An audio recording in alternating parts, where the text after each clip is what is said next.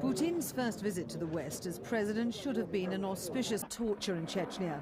But Putin wasn't perturbed by the Downing Street protests as he met the British Prime Minister. Tony Blair urged the West not to isolate Russia over Chechnya.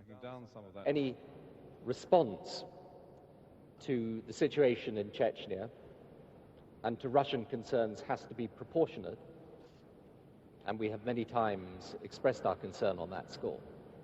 But secondly, that a political dialogue and political initiative is put in place as soon as possible, and we had a good discussion upon that. When it was Putin's turn to speak, he defended his country's handling of the conflict. He said terrorists were using Chechnya as a base from which to attack other Russian republics, including Muslim.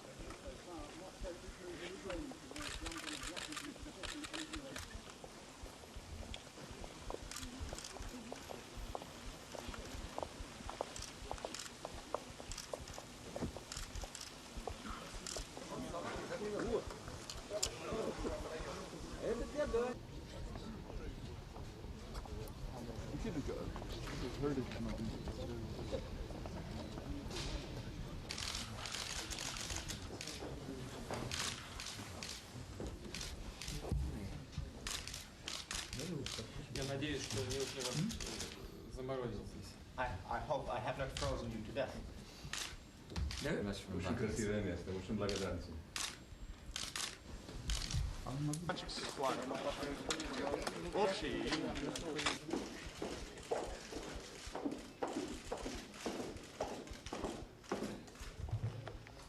Мы готовы вместе с нашими партнерами искать приемлемые решения для того, чтобы обеспечить, безусловно обеспечить деятельность инспекторов в этой стране. И с этой целью не исключаем возможности выхода на какие-то согласованные решения в виде резолюции СБО. Well, there may be different perspectives on how sure we can be about Iraq and weapons of mass destruction. Ну, взгляды могут быть разными, конечно, относительно того, насколько мы можем быть уверены в наличии такого оружия в Ираке. But there's one certain way to find out, and that is to let the inspectors back in to do their job. Ну, можно, безусловно, найти ответ на поставленный вопрос. Это допущение инспекторов обратно в Ирак. And that is the key point upon which we're both agreed. Если бы не было каких-то опасений о наличии оружия, либо о разработках, тогда и Россия бы не стремилась вернуть инспекторов в Ирак. Это не касается только академических интересов. Чтобы избавиться от этих даже опасений и воспрепятствовать возможному производству оружия массового уничтожения, нужно вернуть инспекторов. Мы с этим согласны абсолютно, поддерживаю премьер-министра. У нас здесь есть общая платформа для совместной работы, и мы будем эту работу совместно проводить вместе с другими членами Совета Безопасности ООН.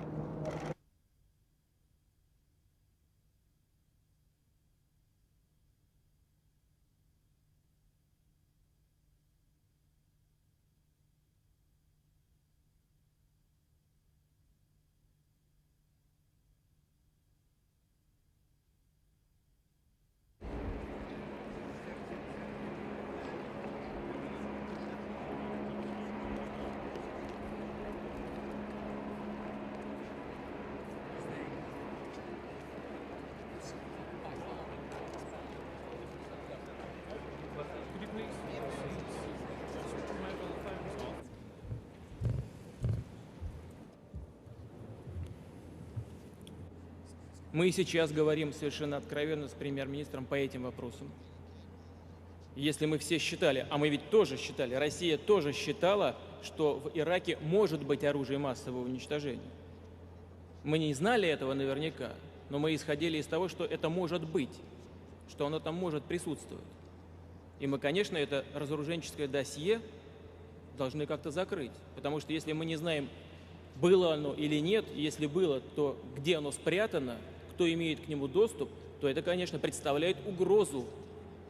Угрозу в том смысле, что какие-то деструктивные элементы могут до него как-то добраться. Мы должны этот вопрос как-то прояснить.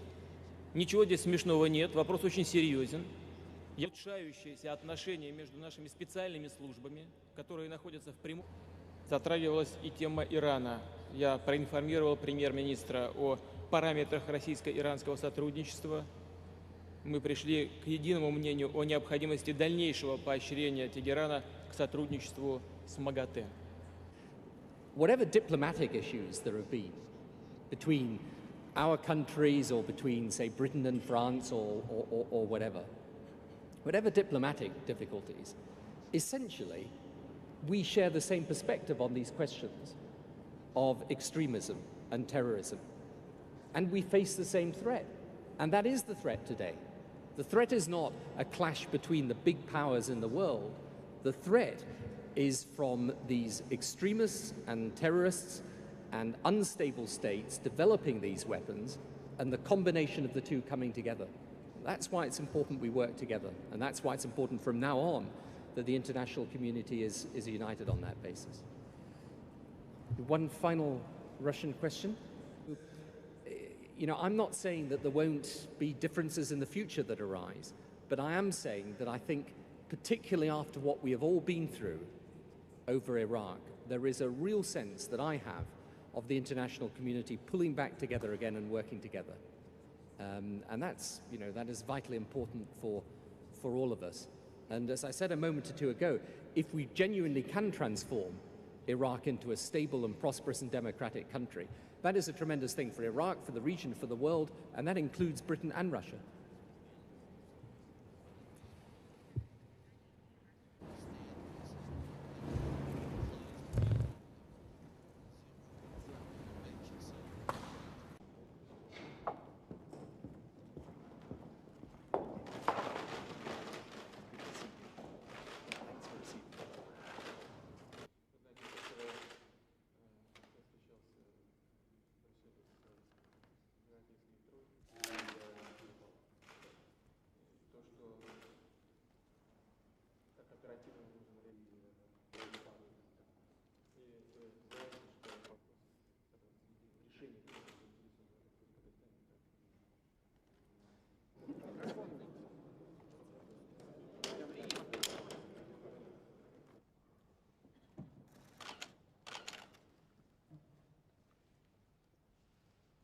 И все, кто будут осуществлять силовые акции, должны будут сделать все, а я не сомневаюсь ни на секунду, что будет сделано все для того, чтобы избежать жертв среди гражданского населения.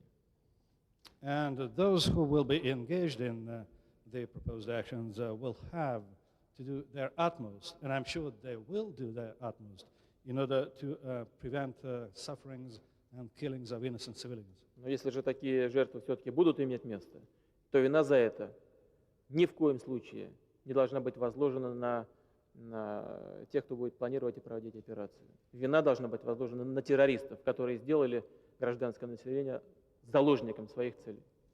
Не приведут ли боевые действия, которые вполне возможны, о которых говорят, к еще большему... When we're battling something like the issue of international terrorism, but also on many other issues too, we need Russia there as a partner and a friend. And that is the relationship today. And I welcome that. And from the very first meeting I had with President Putin in St. Petersburg, I recognized someone who had the vision and imagination to set the past aside and build new relationships for the future. На данный момент все, что я вам сказал, основано на информации, полученной от украинских партнеров. У нас нет оснований не доверять. Но, конечно, по линии Министерства обороны, а министр обороны России уже переговорил с министром обороны Украины по этому вопросу. По линии этих министерств будут уточняться детали, в том числе детали технического характера.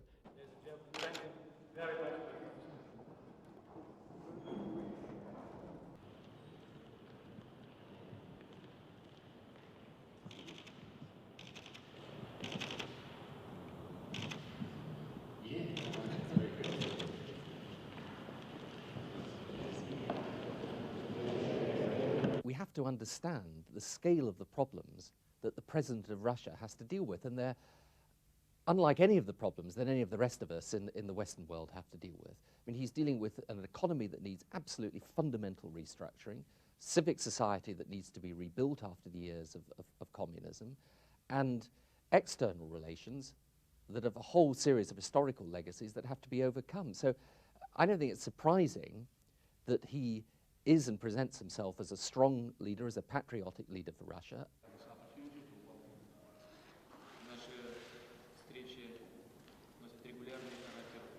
You take the issue of Chechnya, I mean, we've made and always make clear that the humanitarian concerns, the concern that any use of force should be proportionate, our concern also that it is solved in the end by political means. But it's important to realize, the Russian concern about the destabilization in Russia, the possibility of that spreading to other areas, their concern about acts of terrorism and sabotage. I mean, it's just important that we get those things in balance and understand how he's trying to deal with these problems from his own perspective.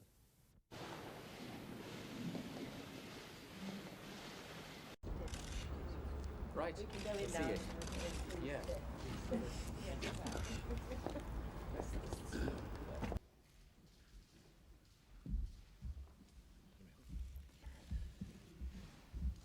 We have agreed to the formation of a new bilateral working group on terrorism.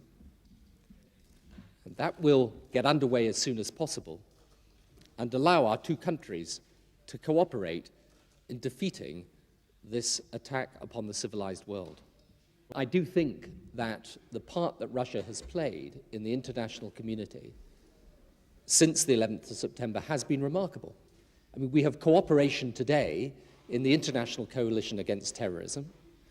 We have cooperation at an intelligence level. We have a cooperation in terms of the way our people work together, military, political, diplomatic, that would have been really unthinkable just a short time ago.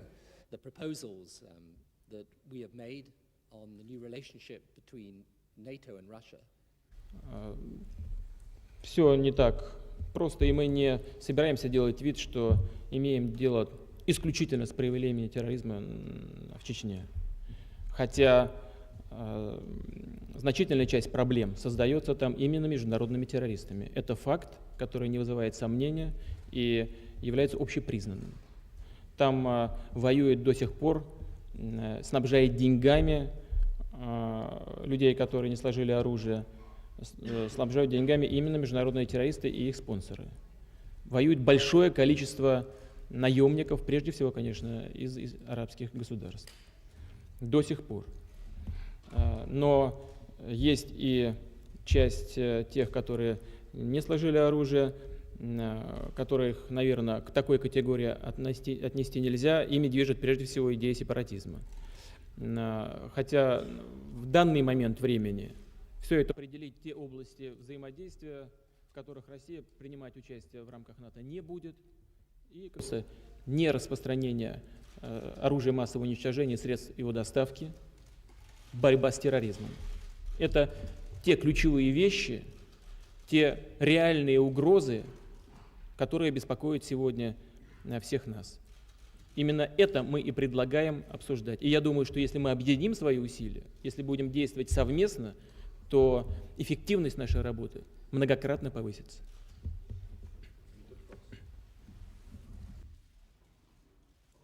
Спасибо.